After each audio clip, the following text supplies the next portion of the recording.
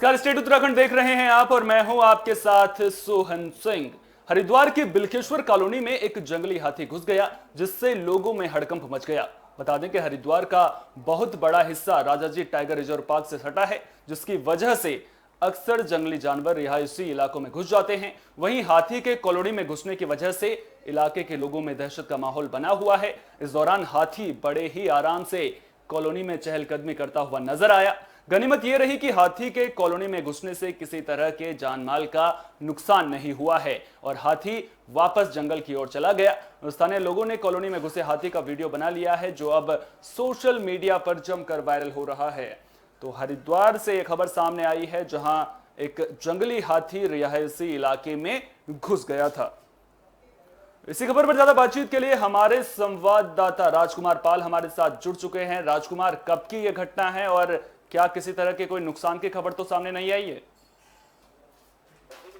आपको बता दें कि कल देर रात की घटना है। हाथी जो है रिहायशी इलाके में, यहाँ पर बिल्केश्वर कॉलोनी है जो एक वीआईपी कॉलोनी के नाम से मशहूर है, जिसमें वीआईपी घर है, उसके अंदर ये रोड के ऊपर हाथी चलता हुआ दिखाई दिया है। लोगों ने इसका वीडियो बनाया है जो सोशल मीडिया पर वायरल भी हो रहा है। वही वन विभाग के अधिकारियों से हमने जब बात करने की कोशिश की गई तो उनका साफ तौर पर यह कहना है कि हमने रोकथाम की है, लेकिन कहीं ना कहीं से ये जंगली जानवर रिहायशी इलाकों में घुस जाते हैं, जिसको रोक पाना अभी असंभव है। लेकिन कहीं ना कहीं देखने को मिल रहा है कि वन विभाग की लापरवाही के कारण ही जो जंगली जानवर है जो रिहायशी इलाकों की तरफ आ पा रहे हैं। जी सोहन।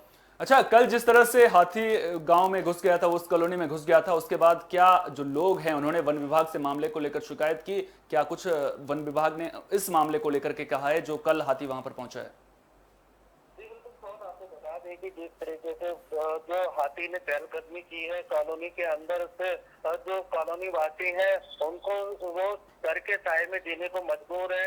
आए दिन ये घटना होती रहती है। कुछ दिन पहले अभी गुलदार की होने की भी सूचना वहां पर थी, जिससे वन विभाग ने जंगल में जाके पहुंचाया था। उसी के बाद ये हाथी आने से कॉलोनी वासियों में डर का माहौल बना हुआ है। वहीं उन्होंने जब वन विभाग से बात की तो उनका साफ तौर पर कहना है कि हमने तारबाड़ की हुई है, तारें लगाई गई हैं, उनको हाथी जो है तोड़ के अंदर घुस जाते हैं, उसी कारण से हाथी आ जाते हैं। लेकिन ये समस्या का जल्द से जल्द निवारण होगा और वन विभाग ने साफ तौर पर कहा है कि इस समस्या का निवारण करेंगे आने वाले समय में। जी सोहन। लेकिन यहाँ पर बड़ा सवाल तो ये उठता है ना कि वन विभाग कह रहा है कि समस्या का निवारण होगा, वन विभाग कह रहा है कि हमारे द्वारा इंतजाम भी किए गए, लेकिन जो तस्वीर सामने आ रही है वो तो यही कहानी बयां कर रही है कि जो इंतजाम किए गए हैं वो पुख्ता नहीं है। आखिर कब तक व्यवस्थाएं दुरुस्त हो पाएंगी वहां पर? क्योंकि जब तक व्यवस्थाएं दुरुस्त नहीं होंगी तब तक लोग इसी तरह से डर के साए में जीने को मजबूर होंगे। और कल तो गनीमत यह रही कि हाथी गुस्से में नहीं था, किसी तरह का नुकसान वहां पर नहीं हुआ, लेकिन अगर जानमाल का नुकसान होगा तो फिर उसकी जिम्मेदारी भी वन विभाग को उठानी पड़ेगी।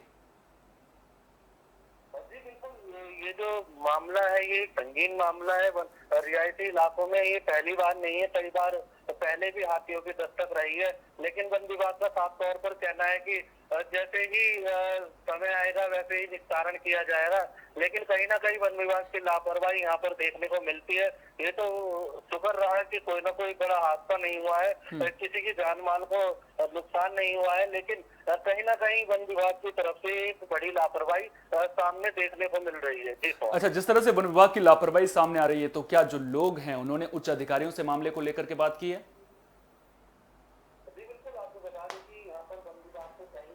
लोगों ने शिकायत की है और शिकायत के बाद भी ऐसी घटनाएं हो रही हैं। लेकिन कहीं ना कहीं वन विभाग के अधिकारियों का भी ये कहना है कि जल्द से जल्द इस समस्या का निवारण किया जाएगा और जंगली जानवरों को कॉलोनियों में और रिहायशी इलाकों में आने से रोका जाएगा। जी सोहन। चलिए, बहुत बहुत शुक्रिया राजकुमार, तमाम जानकारी को हम तक साझा करने के लिए। थे हमारे संवाददाता राजकुमार पाल जो पूरी खबर पर हमें जानकारी दे रहे थे। आपको बता दें कि हरिद्वार में अक्सर जो जंगली जानवर हैं वो कॉलोनियों में घुस जाते हैं, रिहायशी कॉलोनियों में घुस जाते हैं, क्योंकि जो राजाजी नेशनल पार्क है वो सटा हुआ है और इसी वजह से अक्सर जो जंगली जानवर हैं वो कॉलोनी में घुस जाते हैं और जो लोग हैं वो डर के साए में जीने को मजबूर हैं। उम्मीद करेंगे कि वन विभाग जल्द ही मामले को लेकर उचित कदम उठाएगा ताकि जो लोग हैं उन्हें डर के साए में ना जीना पड़े। बढ़ेंगे खबरों में आगे, बात करेंगे उधम सिंह नगर की, जहां पर ऐतिहासिक गुरुद्वारा नानकमत्ता साहिब में मुख्यमंत्री के कार्यक्रम के दौरान नाच गाने का मामला तूल पकड़ रहा है। मामले को लेकर सिख समुदाय के लोग नानकमत्ता पहुंचे और नानकमत्ता गुरुद्वारा प्रबंधन को बदलने की मांग को लेकर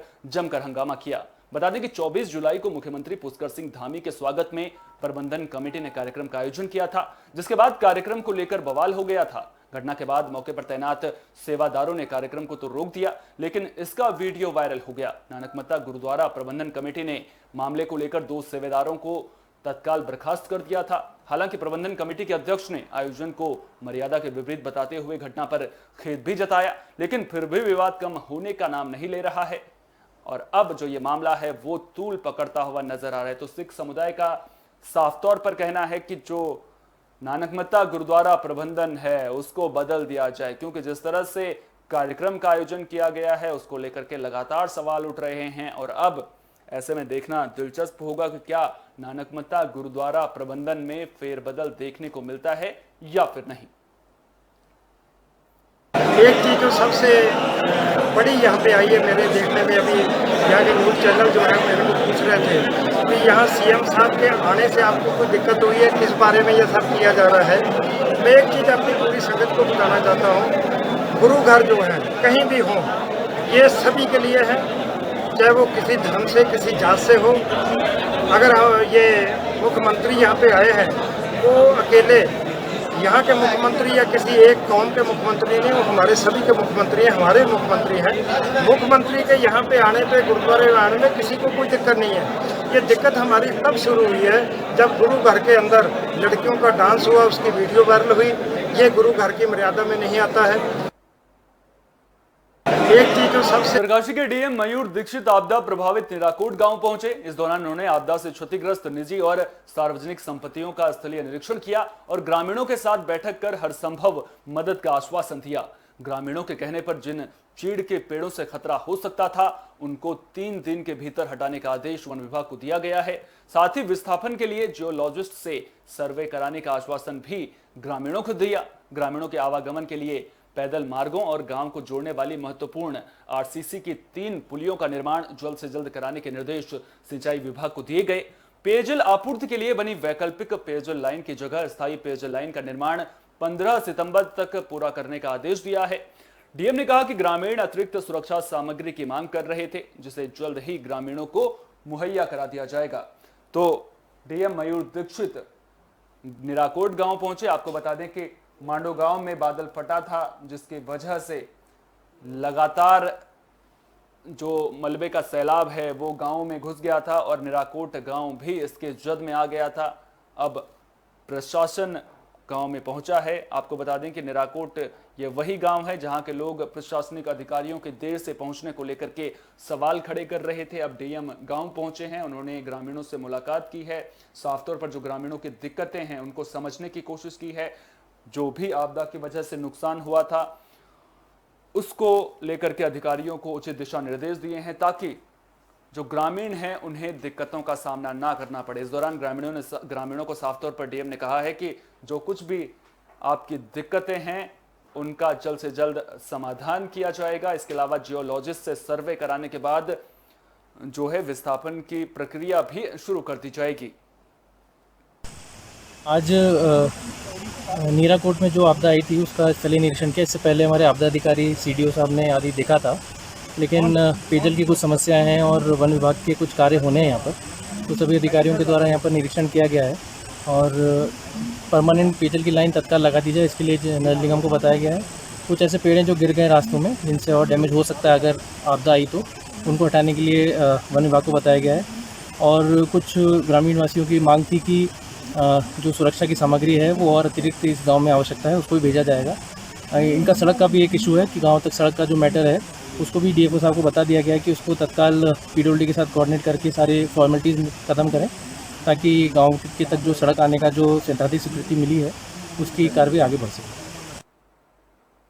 उत्तराखंड में चुनाव नजदीक है, लिहाजा तमाम संगठन सरकार पर दबाव बनाने की कोशिश कर रहे हैं। मांगों को लेकर प्रदर्शन भी खूब देखने को मिल रहा है। सफाई कर्मचारियों का प्रदर्शन हमने देखा। उसके अलावा अब आपको बता दें कि उत्तराखंड में बिजली कर्मचारी भी हड़ताल पर हैं, लेकिन जोशीमठ में बिजली कर्मचारियों के हड़ताल का ज्यादा असर देखने को नहीं मिला।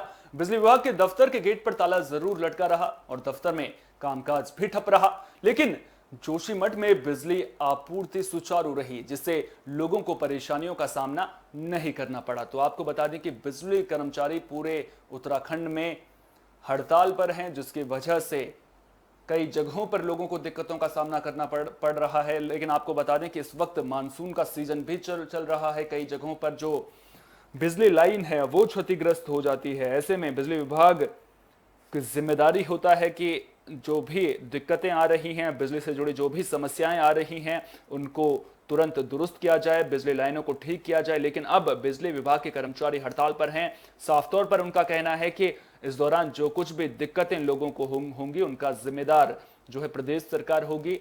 बिजली कर्मचारी हड़ताल पर हैं, इसलिए काम नहीं करेंगे और काम तब तक नहीं करेंगे जब तक उनकी 14 सूत्री मांगे पूरी नहीं हो जाती हैं।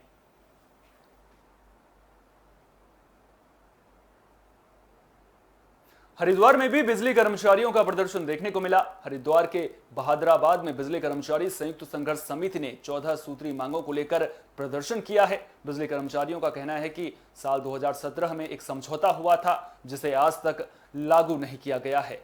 कर्मचारियों का कहना है कि जब उत्तराखंड बना था उस वक्त भी केंद्र सरकार ने यह आश्वासन दिया था कि यूपी और उत्तराखंड में कर्मचारियों में समानता रहेगी, लेकिन सभी आश्वासन हवाई साबित हुए। उन्होंने कहा कि साल 2002 के बाद कर्मचारियों की पेंशन को भी मुक्त कर दिया गया, जो कि अन्यायपूर्ण है। तो बिजली कर्मचारी हड़ताल पर हैं। खासतौर पर चुनाव नजदीक हैं, लिहाजा सरकार के खिलाफ मोर्चा खोल दिया गया है। अब देखना दिलचस्प होगा कि सरकार और बिजली कर्मचारियों के बीच में बात बन पाती है या फिर जो ये मामला है वो लटक कर रह जाता है। क्योंकि साफ तौर पर बिजली कर्मचारी कह रहे हैं कि जब उत्तराखंड उत्तर प्रदेश से अलग हुआ था तो उस वक्त उन्हें भरोसा दिया गया था कि जो सुविधाएं उत्तर प्रदेश में बिजली कर्मचारियों को मिल रही हैं वो सुविधाएं उत्तराखंड में भी मिलेंगी, लेकिन अब उन्हें वो सुविधाएं नहीं मिल रही हैं। इसके अलावा समान काम के बदले समान वेतन की मांग भी बिजली कर्मचारियों ने की है। इसके अलावा जो संविदा पर कर्मचारी हैं उन्हें परमानेंट करने की मांग भी बिजली विभाग के कर्मचारियों की ओर से की गई है। तो अब देखना दिलचस्प होगा कि लगातार जो प्रदर्शन हो रहे हैं उनसे सरकार कैसे निपटती है। क्या सरकार बिजली कर्मचारियों की बातें मानती हैं या फिर जो मामला है वो अभी भी हमेशा की तरह बीच में ही लटका हुआ रहेगा। मेरा नाम गजेंद्र कौशिक है। धरने पर बैठने का विशेष कारण यह है कि हमारी 14 सूत्रीय मांगे हैं, जिनको लेकर के हम यहाँ आंदोलनरत हैं। काफी लंबे समय से शासन और प्रशासन को विभिन्न प्रकार के विभिन्न माध्यमों से उनको समझाते रहे, परंतु हमारी किसी भी मांग पर अभी तक ध्यान नहीं दिया गया। यहाँ तक कि 2017 में भी जो हमारा समझौता हुआ था वो समझौता भी आज तक लागू नहीं किया गया। और जिनको हम आज मांगे कह रहे हैं, एक्चुअली में ये मांगे नहीं है, ये हमारा अधिकार है। जब उत्तराखंड राज्य गठन होने से पहले जब हम उत्तर प्रदेश राज्य विद्युत परिषद को बिलोंग करते थे, उस समय जब हमारा बंटवारा हुआ और हम उत्तराखंड राज्य के अंतर्गत आए तो केंद्र सरकार ने भी हमें ये आश्वासन दिया था कि उत्तराखंड विद्युत कर्मियों की कोई भी सेवाएं उत्तर प्रदेश से कमतर नहीं होंगी। और आज हम उत्तर प्रदेश से भी कमतर सेवाएं ले रहे हैं। हमारे बहुत से भत्तों में कटौती की गई है। खबर बाजपुर से है, जहां डीएम के आदेश पर नगर पालिका और तहसील प्रशासन ने पंडित दीनदयाल उपाध्याय पार्क की जमीन की पैमाइश की। इस दौरान पार्क की जमीन पर अवैध कब्जे का मामला सामने आया है। नगर पालिका प्रशासन ने पार्क की जमीन का नक्शा और पैमाइश रिपोर्ट मिलने के बाद तारबाड़ करने की बात कही है। तो जो पंडित दीनदयाल उपाध्याय पार्क है उसकी जमीन की जो है वो पैमाइश की गई है। इस दौरान वहां पर अवैध कब्जे का मामला भी सामने आया है। साफ तौर पर प्रशासन ने कहा है कि जिस किसी ने भी अवैध कब्जा कर रखा है उनको बख्शा नहीं जाएगा। इसके अलावा जब नक्शा और पैमाइश रिपोर्ट सामने आ जाएगी तो उसके बाद तारबाड़ भी किया जाएगा, ताकि जो सरकारी जमीन है उस पर कोई किसी भी तरह का अतिक्रमण ना हो सके, कोई भी अवैध रूप से कब्जा ना कर सके। ये मामला ये कि हमारे पंडित दीनदयाल उपाध्याय के नाम से एक पार्क है जो खसरा नंबर 108 में दर्ज है, बंजर भूमि है जो नगर पालिका के नाम दर्ज है, जिसमें दीनदयाल उपाध्याय जी की मूर्ति और चारदीवारी हुई है। कुछ जगह इसमें कुछ लोगों ने जो दबा रखी है, उसकी पैमाइश के लिए जिलाधिकारी महोदय के आदेशानुसार और उप जिलाधिकारी के आदेशानुसार आज इसके संयुक्त रूप से निरीक्षण किया गया। राजस्व विभाग की टीम द्वारा जो पूरी नापजोख की गई है और उसमें कुछ ज़मीन जो है वो पार्क का हिस्सा है, जो उसका जो दुरुपयोग हो रहा है। पहाड़ों में नशे का जाल दिन ब दिन बढ़ता ही जा रहा है और पहाड़ के युवा नशे की जद में फंस रहे हैं। पहाड़ों पर बढ़ते नशे के दुष्प्रभाव को देखते हुए सितारगंज में एक निजी समिति ने एसएसपी को ज्ञापन सौंपा है और नशे के सौदागरों पर अंकुश लगाने की मांग की है। ज्ञापन में कहा गया है कि शहर और आसपास के इलाकों में नशे का कारोबार तेजी से फैल रहा है। नशे के सौदागरों के खिलाफ कार्रवाई भी होती है, लेकिन वे फिर छूट जाते हैं और फिर से नशे के काले कारोबार में जुट जाते हैं। पहाड़ के युवा भी नशे के दलदल में फंस रहे हैं, जिसकी वजह से हजारों परिवार बर्बाद हो गए हैं। समिति ने एसएसपी को ज्ञापन देकर नशे के अवैध कारोबार पर अंकुश लगाने की मांग की है। तो पहाड़ों पर जो नशे का मकड़जाल है वो लगातार फैल रहा है। हमने तस्वीरें देखी हैं किस तरह से जब भी शादी समारोह होता है या फिर किसी और तरह के कार्यक्रम का आयोजन किया जाता है तो जो युवा हैं वो नशे की जद में लिपटे नजर आते हैं। और आपको बता दें कि जो नशे के सौदागर हैं वो पहाड़ों पर अपना शिकंजा लगातार कस रहे हैं। ऐसा नहीं है कि पुलिस प्रशासन पूरे मामले को लेकर के चुपचाप बैठा है, पुलिस प्रशासन भी अपनी ओर से लगातार कार्रवाई कर रहा है। जो नशे के सौदागर हैं वो लगातार पकड़े भी जा रहे हैं। इसके अलावा लोगों को और युवाओं को जागरूक करने के लिए लगातार कार्यक्रमों का आयोजन भी किया जा रहा है, ताकि जो पहाड़ के युवा हैं वो नशे को लेकर जागरूक हो सके, वो अपनी जिम्मेदारियों को समझें, ना कि नशे के दलदल में फंसे। तो अब उम्मीद तो यही करेंगे कि पहाड़ों पर जिस तरह से पुलिस प्रशासन काम कर रहा है, उसके बाद जो भी नशे के सौदागर हैं उनके खिलाफ लगातार शिकंजा यूं ही कसता रहेगा और जो पहाड़ हैं वो नशा मुक्त होंगे। हमने जनहित कल्याण समिति के तत्वाधान में श्रीमान वरिष्ठ पुलिस अधीक्षक महोदय जनपद उधम सिंह नगर को एक प्रार्थना पत्र पेश किया है, जिसमें हमने सितारगंज और ग्रामीण क्षेत्रों में जो नशे का कारोबार बढ़ रहा है और नशेड़ी बढ़ रहे हैं उस पर रोकथाम करने की मांग की है। और हमने पत्र में मांग की है कि नशे के अवैध कारोबार करने वाले लोगों को और उन्हें जो संरक्षण देते हैं उन पर भी कठोर से कठोर कार्रवाई की जाए। हमें उम्मीद है कि शहर सितारगंज और ग्रामीण क्षेत्रों में जो नशे का बढ़ता चलन है इस पर प्रशासन पूर्ण रूप से लगाम लगाएगा। में जो ज्ञापन दिया गया है इसमें क्या आपने दिशा निर्देश हैं? ये जनहित कल्याण समिति के अध्यक्ष हैं सलीम रिजवी जी, इन्होंने एक ज्ञापन दिया है कि इनके एरिया में जो नशेड़ी व्यक्तियों की संख्या काफ़ी बढ़ गई है और नशे में पवित्र लगाने के संबंध में इन्होंने कार्रवाई की बात की है। इसमें हम अपने एसओजी और संबंधित थाने को इसमें निर्देश करेंगे, इसमें कार्रवाई करेंगे। उधम सिंह नगर से रिश्तों को तार-तार करने का मामला सामने आया है। महिला ने पति और पति के मामा पर दहेज के लिए प्रताड़ित और शारीरिक शोषण करने का आरोप लगाया है। मामला काशीपुर का है। महिला का कहना है कि ससुराल वाले दहेज के लिए उसे प्रताड़ित करते हैं और पिछले 3 सालों से उसका पति और उसके पति का मामा उसका शारीरिक शोषण कर रहा है। मामले को लेकर महिला ने पुलिस के आला अधिकारियों से लिखित शिकायत भी की है। पुलिस ने मामले में निष्पक्ष कार्रवाई का भरोसा दिया है। तो महिला ने शिकायत की है और अब ऐसे में देखना दिलचस्प होगा कि अब पुलिस प्रशासन इस पूरे मामले पर क्या कुछ कार्रवाई करता है, क्योंकि अक्सर हमने देखा है कि पहाड़ों से इस तरह की खबरें सामने नहीं आती हैं, लेकिन अब जब इस तरह का मामला सामने आया है तो कहीं ना कहीं उम्मीद करेंगे कि जो प्रशासन है वो मामले को लेकर गंभीरता बरतेगा, जो भी दोषी है उसके खिलाफ कार्रवाई की जाएगी। 18 में मैंने सक्षम चौधरी से प्रेम विवाह किया था, जो कि मंदिर में किया हुआ था। जिस टाइम पे मैंने ये शादी की थी चौधरी जेल में था। जब जेल से आया तो सर सारी चीज़ें चेंज हो चुकी थी द्वारा, और इसके परिवार से मेरे ऊपर प्रेशर बनाने लगे ये लोग दहेज के लिए। दहेज के बाद अगर जब मैंने दहेज हम लोगों ने हमारी इतनी वो नहीं थी कि हम इन लोगों को दहेज दे सके, उसके बाद इन लोगों ने मेरा शारीरिक मानसिक रूप से शोषण करना स्टार्ट कर दिया। मेरे हस्बैंड के मामा तथा मेरा हस्बैंड ये सब मेरा शारीरिक रूप से शोषण करते थे और ये लोग मानसिक रूप से मुझे इसके फैमिली वाले टॉर्चर करते थे। अपने पति के खिलाफ और पति के कुछ रिश्तेदारों के खिलाफ एक मुकदमा 406 धारा के अंतर्गत रजिस्टर किया गया था। जिसमें कुछ वो भी था कि घर का सामान वगैरह इधर उधर हो गया है, तो उसमें पुलिस जांच कर रही है और निष्पक्ष कार्रवाई की जाएगी।